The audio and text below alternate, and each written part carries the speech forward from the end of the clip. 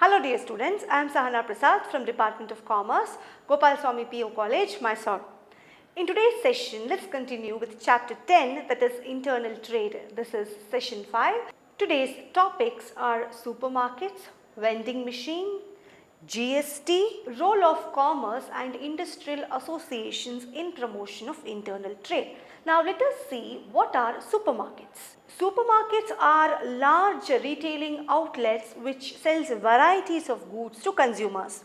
Usually supermarkets are located at central location and you can also find supermarkets in shopping centers. The goods which are generally traded in supermarkets are generally food products, and you can also find other products like grocery, clothing, utensils, household goods, electric appliances and medicines. In supermarkets you can find various racks where goods are kept, and generally a consumer he picks up the goods whichever he wants into the shopping cart, and by looking at the quality and of course at the price, and he will bring them to the cash counter where he makes payment and he takes the delivery of the goods. Supermarket is a place where customers can buy varieties of products under same roof. And when you compare supermarkets with departmental stores, supermarkets do not offer various services like home delivery, free home delivery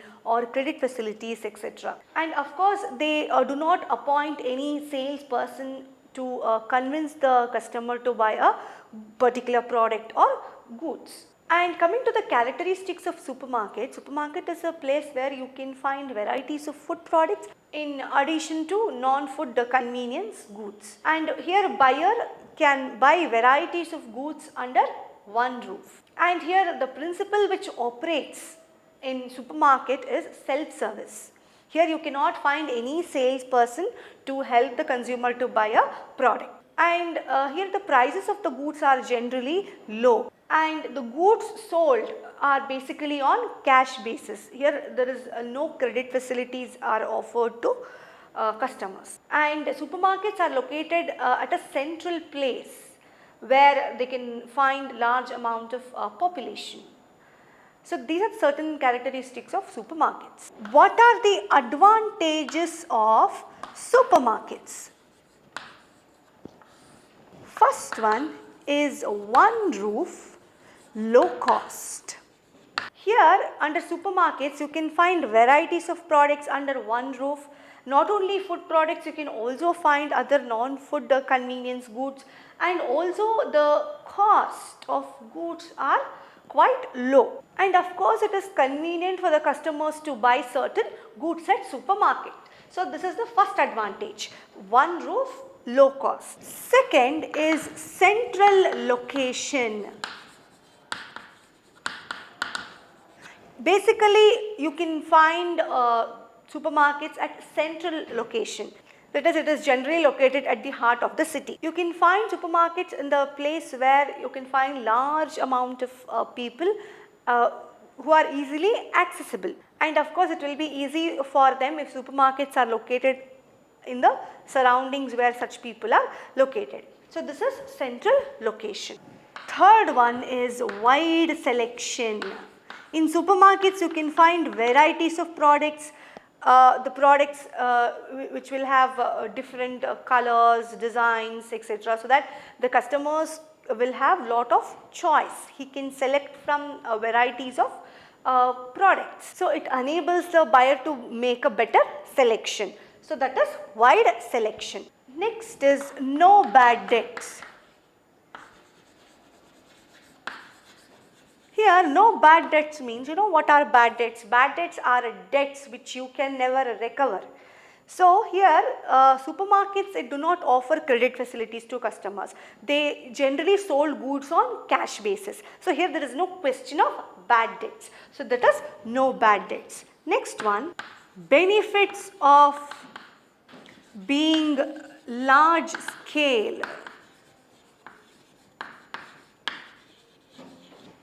Supermarkets are large scale retailing stores.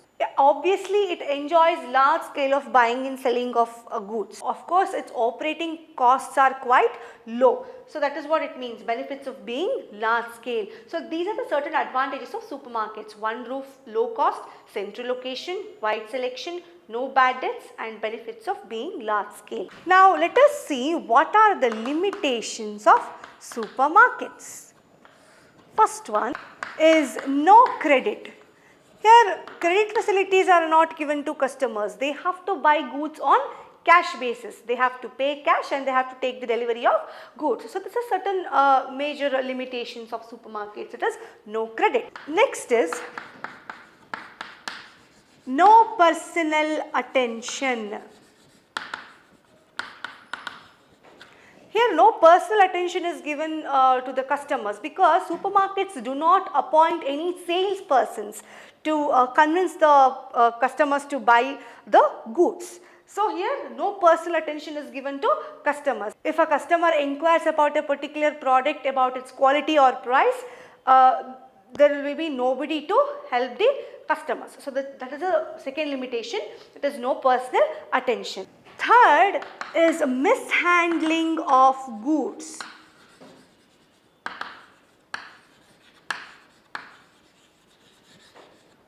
Mishandling of goods means here in supermarkets all the goods it will be arranged in a rack.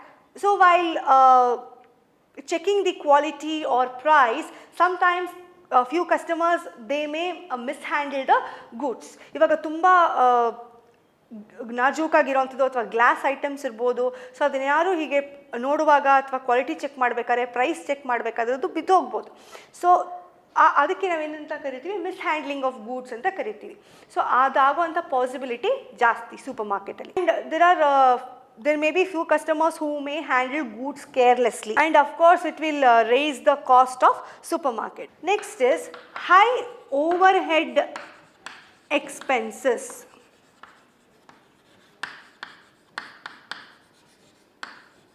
Overhead expenses means it is the ongoing expenses of an operating business. So that is what we call it as overhead expense. To manage supermarket, they need more cost. It incurs more cost for the supermarket to manage. So that is what it means, high overhead expenses. Huge capital investment.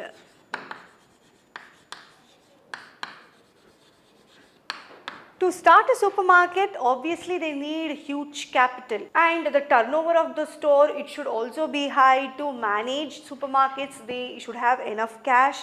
And of course, to start supermarkets, they have to start in bigger towns where they can find a large amount of people. They cannot start in smaller towns.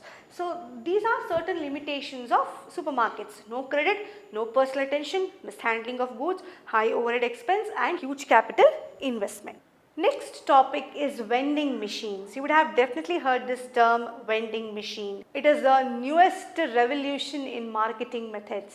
A vending machine is a machine where you insert a coin or a token, and after inserting a coin or a token, you get small articles or small things like chocolates, ice cream, or newspaper, or soft drinks, or milk, or platform tickets, etc. You can find these vending machines in many countries.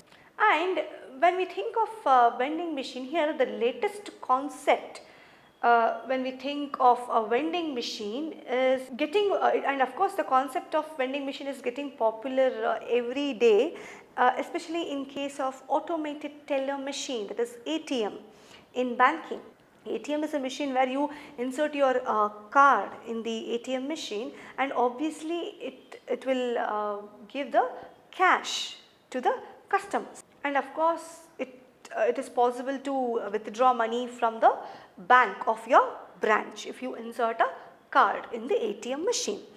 So this is a new concept of a vending machine. Vending machine is useful for selling pre-packed brands, and of course which are of low price and it should be in uniform in size, and of course it should be uniform in size and weight. ಇವಾಗ vending machine ಒಳಗಡೆ ಒಂದು coin insert ಮಾಡಿದ್ರಿ ಅಥವಾ ಒಂದು token insert ಮಾಡಿದ್ರಿ, ಅದ್ರ ಮೆಷಿನಿಂದ products ಏನು ಬರುತ್ತೆ ಅದು ಒಂದೇ ಸೈಜಲ್ಲಿ ಇರುತ್ತೆ. For example news paper, chocolates, milk, platform tickets ಅದೆಲ್ಲ ಒಂದೇ ಸೈಜ್ ಮತ್ತು ವೆಯ್ಟಲ್ಲಿ ಇರುತ್ತೆ. And the initial cost to install vending machine is quite high, and maintenance expenses is also quite high. And of course the major disadvantage is the customers cannot see the product before buying. They get the product only after inserting a coin, and of course they do not have any opportunity to return the unwanted goods. ಇವಾಗ ಅವರು install ಮಾಡುವಾಗ ಅವ್ರು ಏನು products ಒಳಗಡೆ install ಮಾಡಿರ್ತಾರೆ, ಇವಾಗ customer ಏನು coin ಒಳಗಡೆ ಹಾಕಿದ್ರೆ ಪ್ರಾಡಕ್ಟ್ಸ್ ಏನು ಆಚೆ ಬರುತ್ತೆ, ಸೊ ಆವಾಗ ಅದರ ಒಂದು ಡಿಫೆಕ್ಟ್ ಇರೋ ಪ್ರಾಡಕ್ಟ್ಸು ಬಂದುಬಿಡ್ಬೋದು. ಸೊ ಅವಾಗ ಏನಾಗುತ್ತೆ, ಅವ್ರಿಗೆ ಬೇಕಾಗಿಲ್ಲ ಅಂತ ಅವರು ಪ್ರಾಡಕ್ಟ್ಸ್ನ ಮತ್ತೆ ರಿಟರ್ನ್ ಮಾಡೋಕ್ಕೆ ಆಗಲ್ಲ. And of course the machines they have to be reliable in operations. Reliable means friendly, it should be easy to operate. And of course vending machines, they have a very promising future, especially when it comes to selling consumer goods which are of low price. So this is about vending machine. Next topic is GST, that is goods and service tax. In order to ensure the smooth flow of goods across the country, the government of India implemented GST, that is goods and service tax, on July 1st, 2017. GST is levied on supply of goods and service. GST, it is an indirect tax which has replaced 17 many indirect taxes like excise duty, VAT, sales tax, etc. Here 17 taxes means 8 central taxes plus 9 state levels. Here GST is applicable on the supply of goods and service as against the present concept of tax on the manufacture or sale of goods or on the provision of services. The territorial spread of GST is the whole country including Jammu and Kashmir, and it is based on the principle of destination based consumption tax against the present principle of origin based taxation. Destination based consumption means goods or services, it will be taxed at the place where they are consumed but not at its origin. Here import of goods and services are treated as interstate supplies, and it would be subject to IGST, that is integrated goods service tax, in addition to applicable custom duties. Here, while coming to the components of GST, there are 3 components. One is SGST, CGST and IGST. SGST, it is a tax which is collected by central government for intra-state sale. For example, if a transaction is happening within Karnataka, that is CGST.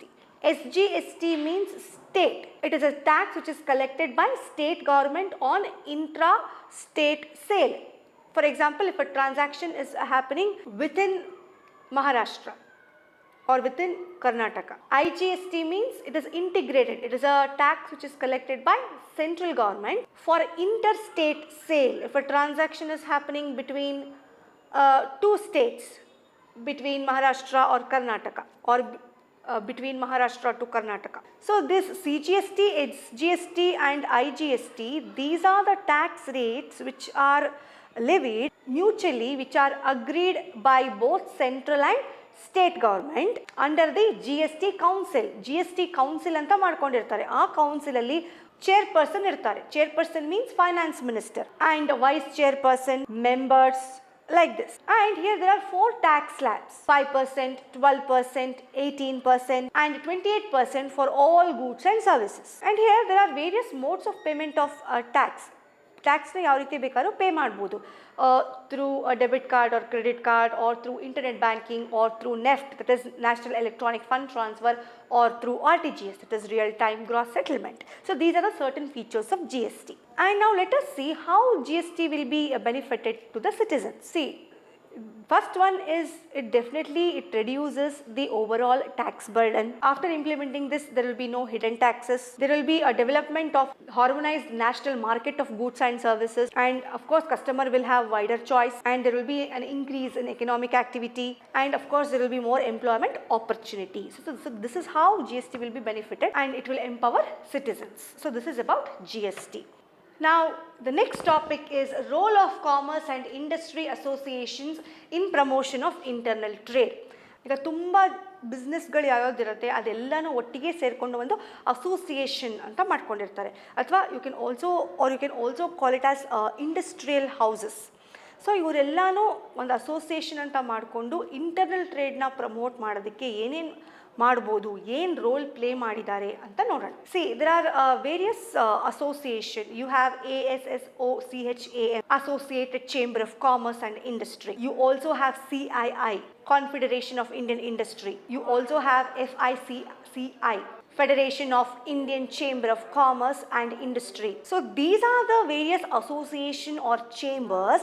They act as a national guardians in order to promote. They act as a national guardians of trade, industry and commerce. So now let us see what are the role they play.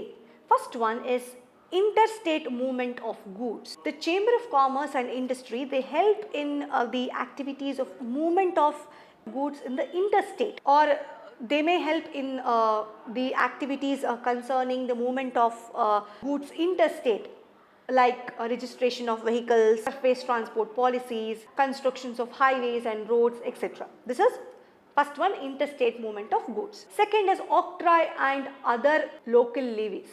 Octroi is a tax which you pay on goods when you bring it on a particular location or a particular area or in a particular local area. So this octroi and local taxes, they are the source of revenue to the local government. So these taxes, they are collected from the goods and from the people who are entering from states or municipal towns. So this is second one, octroi and other local levies. Third one is harmonization of sales tax structure and value added tax. What is sales tax? Sales tax, it is a tax which is imposed by the government on goods and service.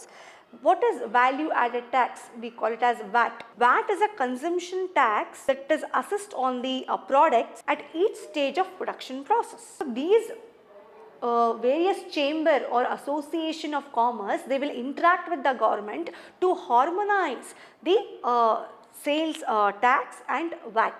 So this is third one. Fourth one is a marketing of agro products and related issues. Agro products means agricultural related products. Here the Chamber of Commerce or various associations, they will have conversations with various agencies like farming cooperatives in order to streamline the local subsidies and marketing policies of organizations, etc. So agricultural products na sell ಮಾಡೋದಕ್ಕೆ ಅವರು ಬೇರೆ ಬೇರೆ ಇವಾಗ farming cooperatives ಜೊತೆ ಎಲ್ಲನೂ interact ಮಾಡ್ತಾರೆ. Is weights and measures and prevention of duplication brands. ಇವಾಗ ವೆಯ್ಟ್ಸಲ್ಲಿ ಅಥವಾ ಮೆಜರ್ಸಲ್ಲಿ ಮೋಸ ಮಾಡುವಂಥ ಪಾಸಿಬಿಲಿಟಿ ಇರುತ್ತೆ. ಆಮೇಲೆ ಅದೇ ಥರ ಸೇಮ್ ಬ್ರ್ಯಾಂಡ್ನ ಇನ್ನೊಂದು ಡೂಪ್ಲಿಕೇಟ್ ಬ್ರ್ಯಾಂಡ್ ತರ್ಬೋದು. These chamber of commerce and industry, they will have some interaction with the government so that strict action will be taken by the government those who cheat the customers, and strict action will be imposed to those who violate rules and regulations. Next is excise duty. It is a tax charged on the goods which are manufactured within the country. The Central Excise Department, Central Excise is the chief source of the government revenue, and of course it is levied across states by the central government. These trade associations, they have to interact with the government just to ensure to streamline these excise duties. Next is promoting sound infrastructure. A sound infrastructure like road, port, electricity, railways, all these infrastructure is very much necessary in order to do internal trade. So these Chamber of Commerce and some association, they will have some discussions with the government so that these government agencies can invest in these projects. Next is labor legislation. A simple and flexible labor legislation is very much necessary in smooth running of the trade. So these Chamber of Commerce and Association, they will have some interaction with the government regarding labor laws, retrenchment, etc. So these are the certain various roles which are played by Chamber of Commerce and Associations. So that is role of commerce and industry associations in promotion of internal trade. So by this, here I conclude this chapter 10, internal trade. Thank you.